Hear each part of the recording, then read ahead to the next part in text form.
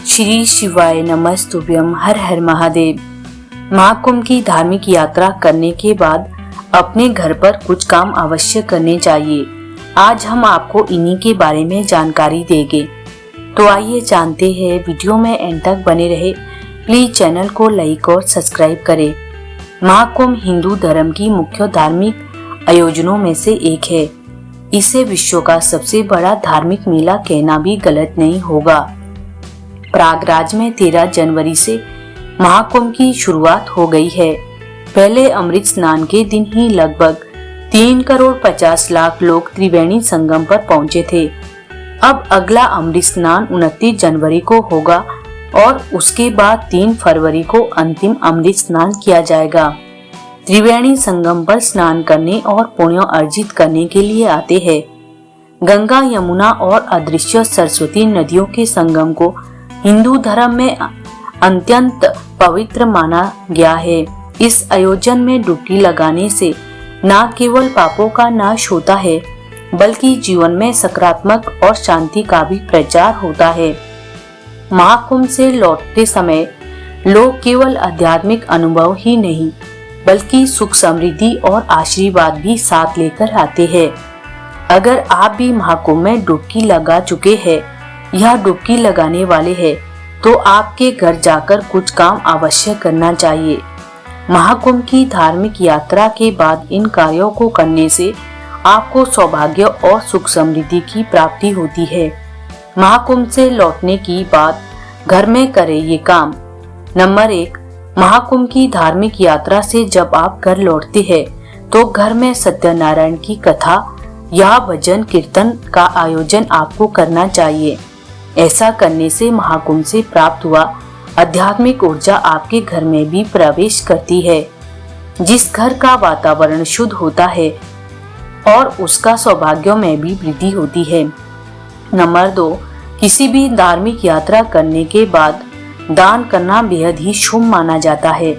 महाकुंभ से लौटने के बाद भी आपको यथासंभव दान अवश्य करना चाहिए।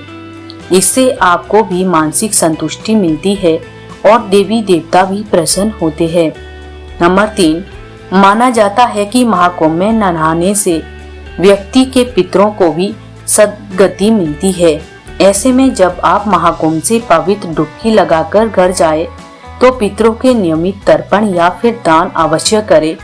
ऐसा करने से पितृदोष से आपको मुक्ति मिलती है और आपको सौभाग्यों में भी वृद्धि होती है। नंबर 4, महाकुंभ के दौरान आपको प्राचीन और सिद्ध मंदिरों के दर्शन करने का मौका भी मिलता है। इस दौरान मंदिर से आप प्रसाद भी प्राप्त करते हैं। माना जाता है कि कुंभ से इस प्रसाद को आपके घर को लोगों को बांटना चाहिए और साथ ही अपने करीबी को भी देना चाहिए। ऐसा करने से देवी देवताओं का आशीर्वाद आपको भी और प्रसाद ग्रहण करने वाले को भी प्राप्त होता है।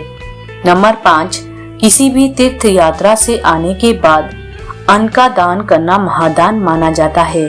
इसीलिए कुंभ से लौटने के बाद आपको भी अन्न का दान करना चाहिए। आप ब्राह्मणों को भोजन करवा सकते हैं, किसी मंदिर में अन्नदान कर सकते हैं। दान करने से धार्मिक यात्रा का सुफल आपको प्रदान होता है।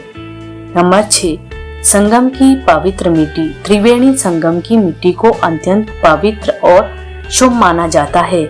मान्यता है कि संगम से लाई गई मिट्टी में सकारात्मक ऊर्जा होती है जो घर के वातावरण को शांतिपूर्ण बनाती है।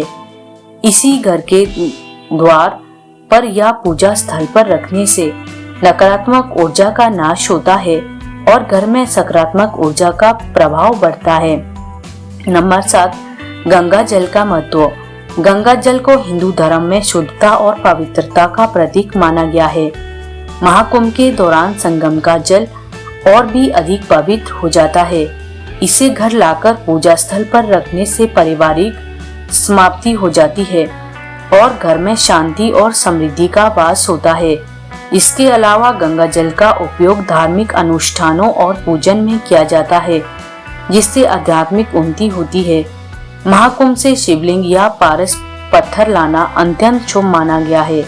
इसे घर के पूजा स्थल पर स्थापित करने से परिवार में सुख, शांति और सौभाग्यों का वास होता है। यह धार्मिक प्रतीक न केवल आध्यात्मिक ऊर्जा प्रदान करता है बल्कि जीवन में आने वाली परेशानियों को भी दूर करता है।